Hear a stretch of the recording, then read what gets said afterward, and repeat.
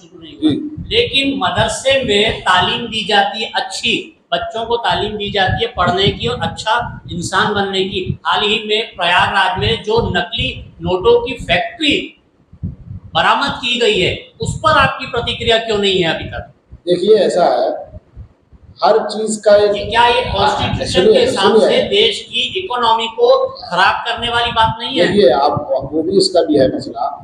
अभी हमारा एक ही मसला हल नहीं हुआ, अब आप कहते हैं आप ये भी उठा लें, तो हम ये कहते हैं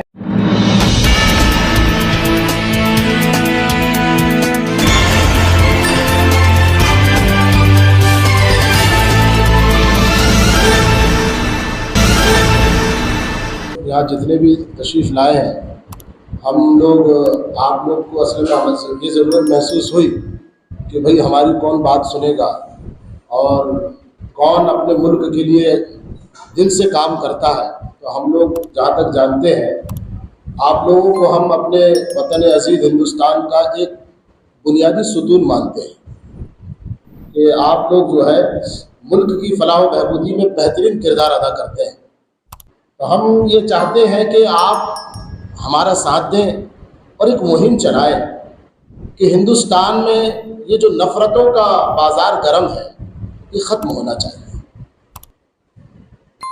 अगर कोई ये समझ ले कि साहब मुस्लिम को मारा जा रहा है, हम क्यों बोलें, या कोई ये कहे कि भाई हिंदू को मारा जा रहा है, हम क्यों बोलें, तो देखिए, इससे कुछ नहीं होने वाला।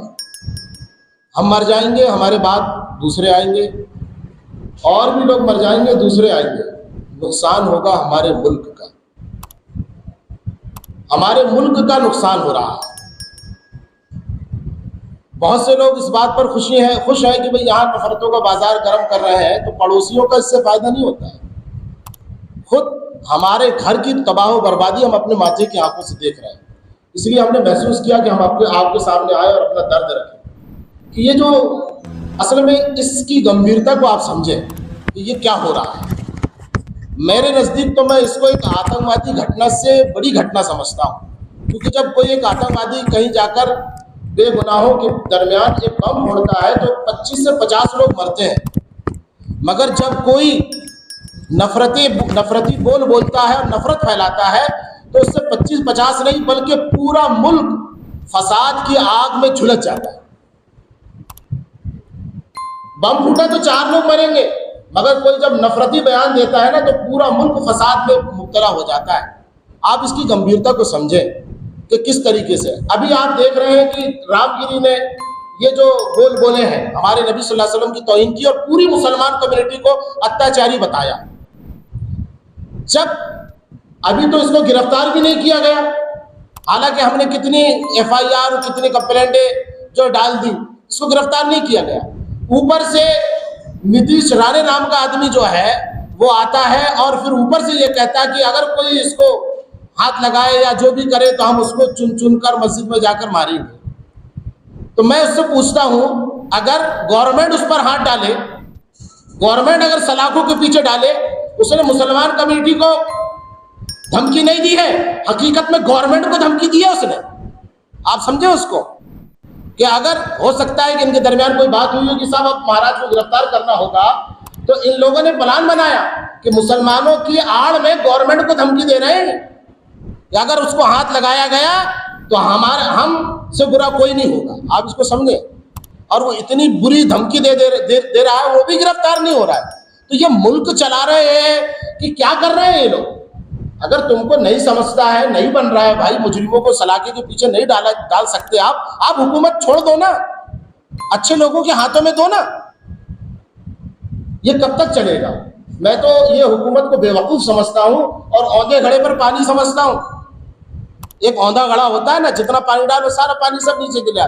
तो इनके कान में जो झूमी नहीं रेंग रही है, हम चिल्लाते जा रहे हैं। अब ये चाहते हैं असल में, हकीकत में मैं जो समझता हूँ, हमारा जो खदशा है, हम लोग जो असल में हम लोग कोई राजनीतिक लोग नहीं है, हम लोग मस्जिद से जुड़े हुए मोहल्ले के आम लोग हैं, मगर हमारा दिल दुख रहा है।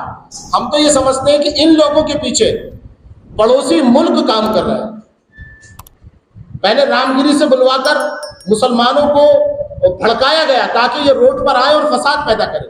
जब उन्होंने देखा कि मुसलमान तो रोड पे नहीं आ रहे हैं, ये तो जो है कानून का सहारा ले रहे हैं, तो इन्होंने फिर दूसरे आदमी को तैयार किया कि अब तू खड़े मंच पर गाली बक कि अब हम तुमको चुन चुन कर मारेंगे। तो यानी ये मुकम्मल उभारने के उसमें है कि ये लोग फसाद करें, रोड पर आए और दंगे फसाद करें, ये चाह रहे हैं। मगर हम लोग ऐसा नहीं करेंगे।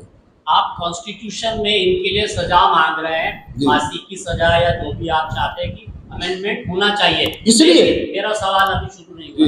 लेकिन मदरसे में तालीम दी जाती है अच्छी, बच्चों को तालीम दी जाती है पढ़ने की और अच्छा इंसान बनने की। हाल ही में प्रयागराज में जो नकली नोटों की फैक्ट्री बरामद की गई है, उस पर आपकी प्रतिक्रिया क्यों नहीं है अभी तक? देखिए ऐसा है, हर चीज का एक, क्या ये कॉन्स्टिट्यूशन के हिसाब से देश की इकोनॉमी को खराब करने वाली बात नहीं है? देखिए आप, वो भी इसका भी है मसला। अभी हमारा एक ही मसला हल नहीं हुआ, अब आप कहते हैं आप ये भी उठा लें, तो हम ये कहते हैं चाहे वो दाढ़ी वाला हो, चाहे वो टोपी वाला हो, चाहे वो धोती वाला हो, चाहे वो टोपी वाला हो, जो भी मुल्क के कानून और कवायद से खिलवाड़ करेगा, चाहे वो मदरसा हो, चाहे वो मंदिर हो, चाहे वो मस्जिद हो, जो भी हो, हमारे मुल्क की अमन और शांति या कानून से खिलवाड़ करेगा, उसको बिल्कुल नहीं बख्शना चाहिए। वहां से किताबें निकली है आरएसएस के खिलाफ में, ये कहते हुए कि आरएसएस एक आतंकवादी गुट है और वो उर्दू में छापी गई है, इस पर आप क्या कहेंगे? देखिए ऐसा है कि वो जिसने छापा है, और अगर आपको लगता है, जैसे हमको लगा कि रामगिरी ने जो है हमारे नबी की तौहीन की है, कानून के खिलाफ बात की है, तो हम आवाज़ उठा रहे हैं, है ना। तो आप तो मीडिया वाले हैं, आपको लगता है कि वो चीज़ गलत है तो आप भी उसके खिलाफ आवाज़ उठाइए, और हमको लगता है तो हम भी बोल रहे हैं, अगर कानून के दायरे में है वो। वहाँ पे जो पढ़ाने वाले, मदरसे में तालीम देने वाले जो मौलवी या जो भी हैं, वो कहते हैं कि बच्चों से नादानी हो गई है।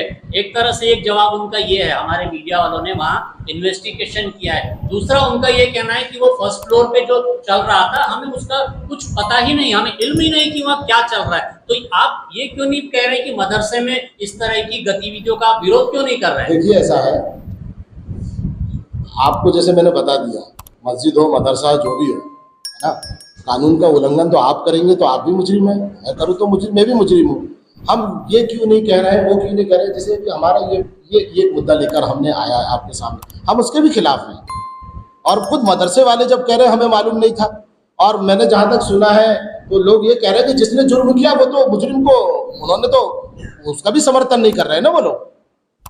हमारे जो नबी है, मुस्लिम धर्म गुरु के, हमारे नबी के खिलाफ में जो देश में जो टिप्पणी कर रहे हैं या उनकी जो आलोचना अलग अलग शब्दों से, अलग अलग तरीके से जो की जाती है, वो अपने आप में बहुत निंदनीय है। पर डॉक्टर बाबा साहेब अम्बेडकर ने अनुसूचित जाति, अनुसूचित जमाती, जो 1990 का एक बना एट्रोसिटी का, अगर कोई फलाना किसी को कुछ आलोचना भी कर दे तो एट्रोसिटी तहत के अंदर में उसके ऊपर गुनाह दाखिल हो जाता है।